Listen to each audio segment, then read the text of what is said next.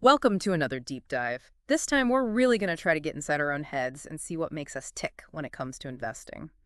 I've got this book by Martin J. Pring. It's called Investment Psychology Explained, and it's really making me rethink some of my, well, just say, not so smart money moves in the past. Oh, yeah. I think we've all been there. Yeah, You can crunch all the numbers, pore over charts all day long, but if you don't have a handle on your own psychology, it's easy to get tripped up. that's exactly what Pring talks about.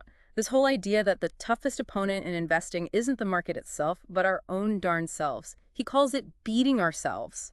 Like, think about it. How much research do you do before buying, say, a new sofa? Tons. You read reviews, compare prices, measure your living room like 10 times. Exactly. But then we turn around and throw money at a stock tip from who knows where without a second thought. It's kind of crazy when you think about it. Pring actually compares it to that sofa shopping analogy. It's like, we wouldn't dream of buying a couch without doing our homework, but somehow, investing often gets treated way more casually. It's so true. Why do you think that is? Why are we so quick to let our guard down with investing? I think there's something about the potential for quick wins, the whole get-rich-quick mentality that the market can sometimes fuel. It's like it taps into our primal instincts, fear and greed. Makes sense. Fear makes us sell everything when the market dips a little, and greed makes us pile into the next hot stock even if we don't really understand it. Exactly. Pring gives this example of a gold trader named Rex. This guy, he got caught up in a gold rally and he was making a killing. But he kept leveraging his wins, borrowing more and more to buy even more gold, and then bam, a small dip in the market wiped him out. Wow. So even if he was right about the overall trend, that lack of discipline, that greed, it totally backfired. Right. And that's why Pring talks so much about the importance of objectivity. It's like a mental martial art. You have to learn to deflect those emotional blows, whether it's fear, greed, or even that fear of missing out that can really get you in trouble. It's like you need that inner Zen master to keep you on track. Totally. And it's not just those big emotions we got to watch out for. Pring also talks about some other sneaky psychological traps we often fall into. Like, have you ever heard of marketitis? Marketitis sounds like some kind of disease. Well, in a way it is. It's this constant urge to be in the market, to be trading all the time, even when there's no good reason for it. It's like an addiction to the action. I've definitely felt that pull before. Like, I feel like I'm missing out if I'm not constantly buying or selling something. And that's what marketitis preys on. It makes you think you got to be in the game to win, when really, sometimes the best move is just sit on the sidelines. Pring also talks about the trap of blindly following so-called experts. Oh, yeah. It's so tempting to just latch on to someone who seems like they have all the answers. But the truth is, no one has a crystal ball. I mean, look at what happened in 1929. Pring points out that even guys like John D. Rockefeller and Henry Ford, titans of industry, they made terrible market calls. Exactly. If those guys can get it wrong, anyone can. It's a good reminder to always do your own research, even when it's someone you really admire or respect. So it's not just about avoiding our own emotional impulses, but also being wary of those who claim to have all the answers. And that brings us to another trap that Pring calls out. Falling for these holy grail systems, those fail-safe strategies or indicators that promise effortless profits. Yeah, like those systems that rely heavily on back-tested data to make their claims. It's tempting because they make it seem like there's a magic formula for beating the market, but But in reality, market conditions change constantly. What worked in the past doesn't guarantee future success. right. Pring says it's like using an outdated map to navigate a new city. Okay, I can see that. Makes you think those get-rich-quick schemes are just, well, too good to be true. Another thing Pring mentions is this need for certainty. He says trying to eliminate all risk or sticking to one rigid outlook just ignores how dynamic the market really is. It's about being comfortable with not knowing everything. It's tough, for sure. But if we cling too tightly to a single market view, we might miss crucial signs that things are changing. So we need to stay open to different perspectives, to be ready to adapt. Absolutely. Being flexible is key. And then, of course, there's the trap of constantly comparing ourselves to others, what Pring calls the greener pasture syndrome. Yeah, always looking over the fence, thinking someone else is doing better than us, which can lead us to make impulsive decisions. Right, and chasing those fleeting trends. Pring's advice: tune out the noise, focus on your personal goals, and make decisions that align with your own unique circumstances and risk tolerance. So we've covered a lot of ground already. Fear, Greed, the allure of experts, the need for certainty, and the danger of comparing ourselves to others, it's a minefield out there. It is, but luckily Pring doesn't just point out the problems. He offers some solutions too. That's what I'm hoping for. It feels good to be aware of these traps, but we need some strategies for avoiding them. And that's what we'll talk about in part 2. So now that we know what not to do, let's look at what we can do to up our mental game when it comes to investing. One thing I really liked about Pring's book was the stories about successful investors, real legends who seem to have that psychological edge, like Jesse Livermore, the famous stock operator. Livermore. Yeah. He was a fascinating guy. Pring definitely uses him as a model for independent thinking and understanding those big economic trends, really seeing the bigger picture. And he was known for being so disciplined about staying objective. Like, he wouldn't even ride the train to his office because he didn't want to get sucked into all the market gossip and rumors. That's right. He would walk to work so he could, just think clearly without all that noise. It's a pretty extreme example, but it shows how intentional he was about protecting his mental space. It's like he knew that all that chatter could cloud his judgment. And that makes me think, how can we create that kind of mental separation in today's world? I mean, we're bombarded with information 24/7. It's definitely a challenge. Yeah. But I think it starts with being more aware of the sources we're consuming and the people we're surrounding ourselves with. It's about being selective with our information diet, just like we would be with the food we eat. I like that, being mindful of what we're feeding our minds. Okay, so we've got Livermore as a model for independent thinking. What other inspiring examples does Pring give? Well, he also tells this cautionary tale, the story of Bill and Jack, two guys who had a really solid system in the beginning. They were doing well, sticking to their rules, being disciplined about their approach. So far, so good. Yeah, but then things started to go really well, Yeah. and they got overconfident. They abandoned their system, started taking bigger risks, thinking they were invincible. Oh no, I can see where this is going. And, yep, it all came crashing down. It's a classic case of what can happen when we let success go to our heads and lose sight of the principles that got us there in the first place.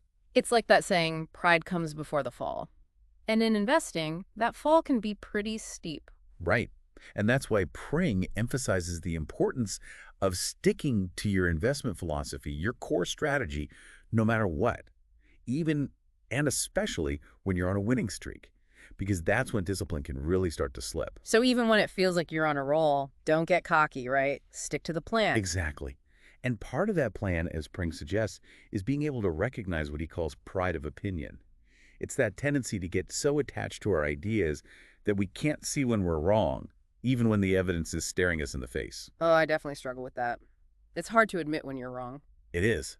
But in investing, holding on to a losing position just because you don't want to admit defeat, that can be really costly. So being able to let go, to cut your losses when you need to, that's crucial. Yeah. And one way to do that, as Pring recommends, is to set profit-taking points in advance. So you're not making those decisions in the heat of the moment when your emotions are running high. It's like taking some of the emotion out of the equation by planning ahead. Okay, so we've got independent thinking, sticking to our plan, recognizing pride of opinion, and cutting our losses when we need to. What else does Pring offer in terms of, practical strategies? Well, this is where it gets really interesting. He dives into this whole concept of contrary opinion.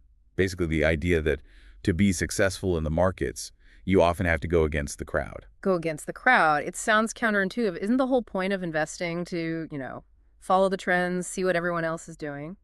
It's natural to think that way. But Pring argues that the crowd, the masses, they're usually wrong, especially at those major market turning points. They get caught up in the hype, the fear, the euphoria, whatever the dominant emotion is, and they drive prices to extremes. I'm starting to see where this is going. If everyone is buying, maybe that means it's time to sell. Exactly, and vice versa. Yeah. He gives some historical examples, like the Florida land boom in the 1920s, where everyone was convinced that land prices would keep going up forever. And we all know how that ended. Boom and bust. Right. Another classic example is the South Sea bubble, one of the biggest financial bubbles in history. So these bubbles are like a case study in crowd psychology gone wrong. Yeah, and what's even more interesting is that, the people who saw those bubbles coming, they were often ridiculed and dismissed at the time. It takes a lot of courage to stand firm when everyone else thinks you're crazy. To go against the grain, to trust your own analysis, even when it's unpopular? Exactly. But that's often where the big opportunities lie. So the question becomes, how do we practically identify when the crowd might be wrong? What are those signs that maybe it's time to think differently? Well, Pring gives us some clues to look for. One of the big ones is media frenzy. Like if a particular market or investment theme is suddenly all over the headlines, cover stories, that kind of thing, it might be a sign that things are getting a little too heated. So when everyone is talking about it, it might actually be time to start thinking about getting out? Exactly. He even looked at the track record of Business Week cover stories, and you know what he found? What's that? They often coincided with, get this, major market reversals, almost like a contrarian indicator. So when Business Week says it's time to buy, maybe it's time to run for the hills. It definitely makes you think twice about those flashy headlines. Another thing Pring talks about is what he calls thin read indicators. Thin read indicators. Okay, that's a new one for me. It's kind of a niche concept. He's talking about those highly specialized or technical investment strategies that suddenly start showing up in the mainstream media. Like it's a sign that an idea that was once confined to a small group of experts is now becoming widely known, which could mean it's getting close to its peak. Ah, so it's like when that cool underground band you love suddenly gets a hit song on the radio. You just know it's about to be overplayed and everyone's going to be sick of it. Yeah, exactly. Kind of a sign that the trend is about to jump the shark. Speaking of trends, Pring also recommends keeping an eye on sentiment indicators. Sentiment indicators, that's like how people are feeling about the market, right? Right. Things like surveys of professional investors, or even something called the put-call ratio, which basically measures how many people are betting for or against a particular stock or market. So if everyone is super optimistic, even when things don't really seem to warrant that level of excitement, it could be a sign that things are getting a little frothy. Exactly. Like a bubble that's about to burst. Hmm. But Pring is also careful to say that, these indicators are not perfect. Of course, they're just tools. They can help us see the market from a different perspective. Right. They can give us clues, but we still have to do our own homework, our own analysis. We can't just blindly follow any one indicator. And one final thing he talks about is how economic forecasts, those big predictions about where the economy is heading, are often wrong. Especially at those crucial turning points, right? Yeah. He has all these quotes from famous economists and policymakers who are totally wrong about major economic events. So no one can predict the future no matter how smart they seem. Exactly. And that's why it's so important to be adaptable, to build an investment approach that can weather those storms, those unexpected changes. So we've covered a lot in this deep dive. We've talked about all the ways we can sabotage ourselves, the fear, the greed, the blind faith in so-called experts, and how to overcome those mental hurdles by cultivating objectivity, discipline, and even that contrarian spirit, being willing to think differently from the crowd. But knowledge is only half the battle, right? We need to take action. That's what Pring is all about. He gives a really structured approach for developing an investment plan, one that aligns with your personal goals and values. It all starts with getting really clear on those objectives. Right. Like, what are you actually trying to achieve with your investments? Are you saving for retirement, buying a house, starting a business? And how much risk are you comfortable taking to get there? And how long are you planning to invest? Are you in it for the long haul, or are you looking for quicker returns? All those factors play a role in shaping your strategy. Exactly. Once you know your goals, you can start to think about your investment philosophy. Are you more drawn to value investing, focusing on undervalued companies? Or does growth investing, looking for those high potential companies, resonate more with you? There are so many different approaches, it can feel overwhelming. It can be, but that's why it's important to find one that really aligns with your personality, your risk tolerance, and your overall financial goals. And once you've got your objectives and your philosophy, the next step is to minimize the impact of those pesky emotions that we've been talking about. So how do we actually do that? Well, Pring gives some pretty practical advice. He recommends using Van Cathart's 10 trading tasks as a framework for making more disciplined, less emotional decisions. Okay, 10 tasks. That sounds pretty comprehensive. What are they? Well, the first one is all about self-awareness. Defining your beliefs, figuring out which behaviors don't be holding you back. It's like taking inventory of your own psychological baggage. So getting to know yourself as an investor, understanding your strengths and weaknesses, and identifying those patterns that might lead you to make bad decisions. Exactly. The second task is to create a predefined trading system or investment strategy. Basically, a set of rules that you follow consistently. So you're not making decisions on the fly based on your emotions or, the latest hot tip. Right. You're taking a systematic approach, removing as much emotion as possible. The third task is to identify your ideal market conditions. Like, in what kind of environment does your strategy perform best? Knowing when to play and when to fold. Exactly. The fourth task is to have a plan for every trade, every investment. Knowing your entry point, your exit point, when to hold, when to sell. So it's like having a roadmap for each decision rather than just winging it. Exactly. The fifth task is all about risk management. You predefine your risk for each trade. You know how much you're willing to lose before you even enter the trade. So you're not risking more than you can afford to lose if things go south. Right. The sixth task is where the rubber meets the road. It's all about acting on your plan, following your rules, even when it's tough, even when you're feeling tempted to deviate. That's got to be the hardest part. Sticking to the plan when you're stressed out or when the market is doing crazy things. It's definitely a challenge. Yeah. But that's why the seventh task is so important. Monitoring your results. You track your progress, you hold yourself accountable. So you see if you're actually sticking to the plan, if your investments are performing the way you expected. Exactly. Huh. And if they're not, you can start to figure out why. The eighth task is to analyze your trades, your investments, what's working, what's not. Looking for patterns, areas for improvement. Right. And the ninth task is to actually refine your plan based on what you've learned from that analysis. It's a process of continuous improvement. So you're always tweaking, always adapting, always learning. Exactly. And finally, the 10th task is to keep a trading journal. A trading journal, what's that? It's a written record of all your trades, but also your thought process, your emotions at the time. Ah, so it's not just about the numbers, it's about understanding your own psychology. Exactly. And Pring emphasizes that regardless of your time horizon, regular review is crucial. You have to keep checking in, making sure your investment plan is still aligned with your goals, and making adjustments as needed. It's all about staying flexible, adapting to the ever-changing market landscape.